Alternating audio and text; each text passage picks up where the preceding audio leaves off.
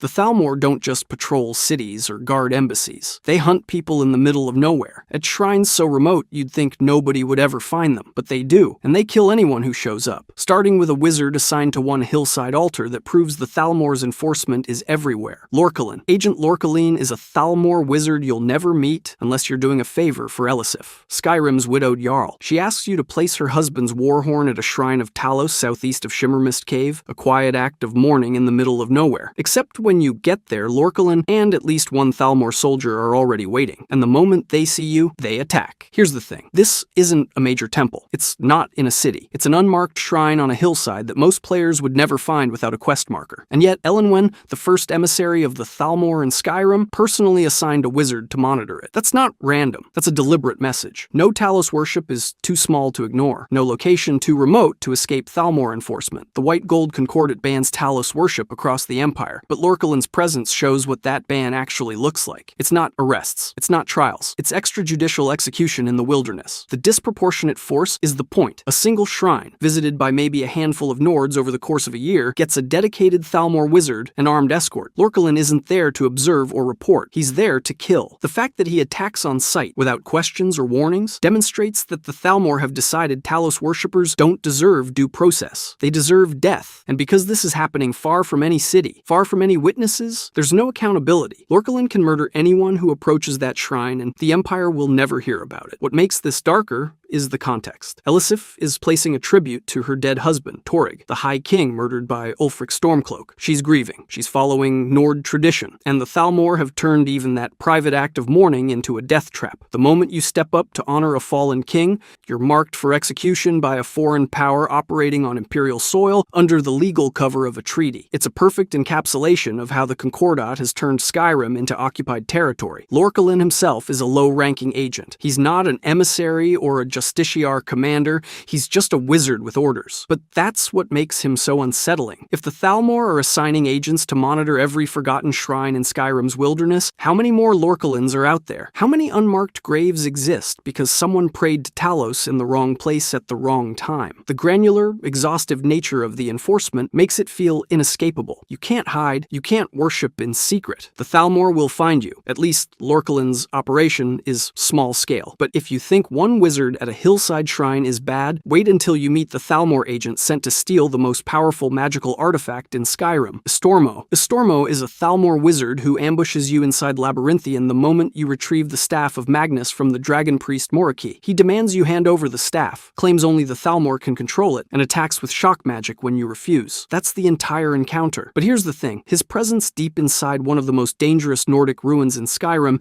at the exact moment you exit with the staff means the Thalmor knew exactly where you were going, what you were retrieving, and when you'd have it. That's not a coincidence. That's intelligence. Ancano sent Estormo to intercept the staff before you could return to the college, which means the Thalmor had detailed knowledge of the college's internal plans, the staff's location inside Labyrinthian, and the route you'd take to leave. Labyrinthian isn't some roadside shrine. It's a frozen ruin crawling with Draugr, frost trolls, and a dragon priest powerful enough to have guarded the staff for thousands of years. Estormo didn't stumble in there by accident. He was positioned, waiting, because Ancano's surveillance of the college was so thorough that he could predict your movements down to the room. The fact that Estormo is alone makes this even more telling. No justiciar escort, no diplomatic cover, no plausible deniability if things go wrong. He's a troubleshooter, sent into a remote dungeon to seize a world-altering artifact through violence if necessary, far from any oversight or accountability. If he succeeds, the Thalmor gain the only tool capable of controlling the Eye of Magnus. If he fails, he's just another dead mage in a ruin full of dead mages, and the Dominion can deny they were ever involved. What's striking is how confident he is that you'll comply. He doesn't sneak up on you or try to negotiate. He walks up, tells you the staff belongs to the Thalmor, and genuinely expects you to hand it over because he said so. That arrogance, that assumption that a non-Altmer will simply defer to Thalmor authority even in the middle of nowhere is pure Dominion ideology. He's so used to people folding under Thalmor pressure that it doesn't occur to him you might refuse until you're already casting spells at his face. Estormo represents the Thalmor's clandestine operations wing, the agents who operate in places where treaties and diplomacy don't reach, who solve problems with shock magic and deniable violence, and who exist to give the Dominion access to power it can't obtain through legal channels. He's disposable, replaceable, and completely committed to a mission he probably doesn't fully understand, which makes him exactly the kind of operative Ancano needed for a job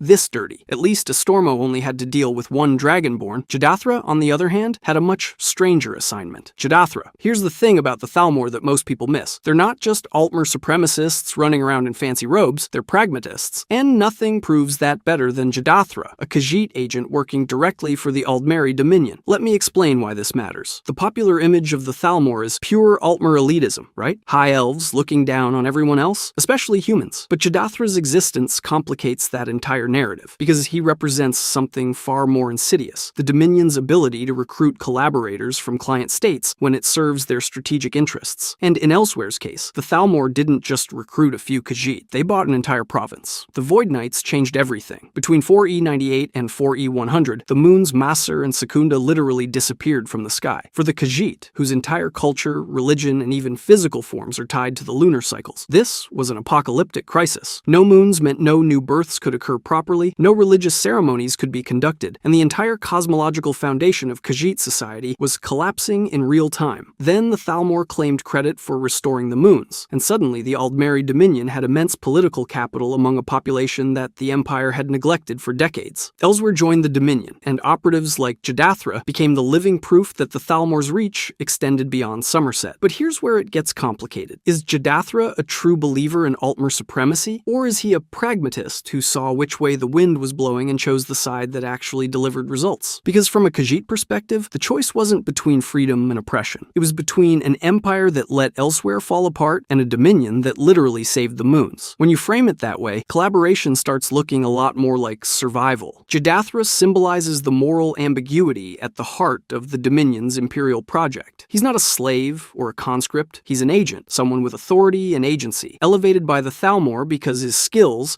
and his identity serve their goals. That makes him both more dangerous and more tragic than a simple puppet, because it shows that the Dominion understands power in ways the Empire never did. They know when to compromise their ideology for strategic gain, and they know how to make that compromise look like partnership instead of exploitation. The Empire demanded loyalty and gave nothing back. The Dominion offered salvation and asked for service in return. One of those deals is significantly easier to accept when your entire civilization is on the brink of collapse. At least Jadathra operates in the shadows, unlike Rulindil, who conducts his work in a torture chamber where everyone can hear the screaming. Rulindil is either the most efficient bureaucrat in the Thalmor embassy or the most terrifying, depending on whether you're reading his dossiers or listening to his prisoners scream. As third emissary of the Thalmor in Skyrim, he reports directly to Elenwen and runs the intelligence and interrogation operations that keep the Dominion's grip on the province tight. And when you infiltrate the embassy during diplomatic immunity, you find him doing exactly what you'd expect a Thalmor inquisitor to do, torturing a man named Etienne Rarnus in the dungeon until he begs for death. Here's the thing. Rulindil isn't some rogue sadist operating in the shadows. He's a mid-level functionary whose job is institutionalized torture, and he's very good at it. Etienne is a prisoner the Thalmor captured specifically because they suspect he has information on Blade's survivors, and Rulindil is systematically breaking him using methods that leave zero physical marks but destroy him psychologically. Stress positions, sleep deprivation, sensory overload, the kind of techniques that real-world authoritarian regimes have perfected because they work. By the time you arrive, Etienne is willing to betray anyone, say anything, just to make it stop, and Rulindil treats this like paperwork. But Rulindil's value to the Dominion goes beyond his skill with a torture chamber. He maintains extensive written dossiers on high-value targets across Skyrim, and you can recover several of them during the embassy infiltration. There's one on Esbern, the Blade's lore master the Thalmor have been hunting for decades. Another on Delphine, tracking her movements and aliases. And then there's the Ulfric Stormcloak dossier, which is where things get really interesting. That file makes it clear that the Thalmor don't control Ulfric, but they absolutely want his rebellion to continue because it bleeds both the Empire and Skyrim dry. Rulindil's dossiers aren't just intelligence reports. They're strategic roadmaps showing exactly how the Dominion manipulates Skyrim's civil war to weaken everyone involved. The most disturbing part is that all of this is happening inside what is technically a diplomatic mission on Imperial soil. The Thalmor embassy is supposed to be a place where ambassadors host parties and negotiate treaties. Instead, it's an extraterritorial enclave where Imperial law does not apply, and Thalmor agents like Rulindil can do whatever they want behind closed doors. The White Gold Concordat didn't just ban Talos worship, it created spaces where the Dominion operates with total impunity, and Rulindil's dungeon is what that looks like in practice. Systematic, bureaucratized cruelty that treats human beings as data sources to be mined until they break. Rulindil embodies what political theorists call the banality of evil. He's not a general commanding armies or a diplomat reshaping treaties. He's a mid-level official whose routine work, compiling files, conducting interrogations, managing a torture chamber, is indispensable to the Dominion's ability to project fear and control. He doesn't need to be charismatic or visionary. He just needs to show up every day and do his job, and that job is making sure that anyone who opposes the Thalmor either disappears or wishes they had. At least Rulindil keeps his horrors confined to a dungeon. The next agent we're covering operates in broad daylight, enforcing the Talos ban in one of Skyrim's most volatile cities, with the full backing of local authorities. Ondolamar. Ondolamar is either the most hated man in Markarth or the most tolerated, depending on how you measure power. He's the head of the Thalmor Justiciars in the Reach, stationed in Understone Keep, and his entire job is to hunt down anyone who worships Talos and make their life hell. Under the White Gold Concordat, he has legal authority to do this. Under basic human decency, he's a state-sponsored religious inquisitor operating inside a city that despises him. Here's where it gets interesting. Ondolamar gives you a quest to investigate Ogmund, a Nord bard suspected of secret Talos worship. He wants you to steal Ogmund's amulet of Talos as proof, which means he's asking you to become complicit in religious persecution for a man whose only crime is praying to the wrong god in private. You can comply, you can refuse, or you can kill Ondolamar and discover that his bounty is exactly 40 gold. 40. For context,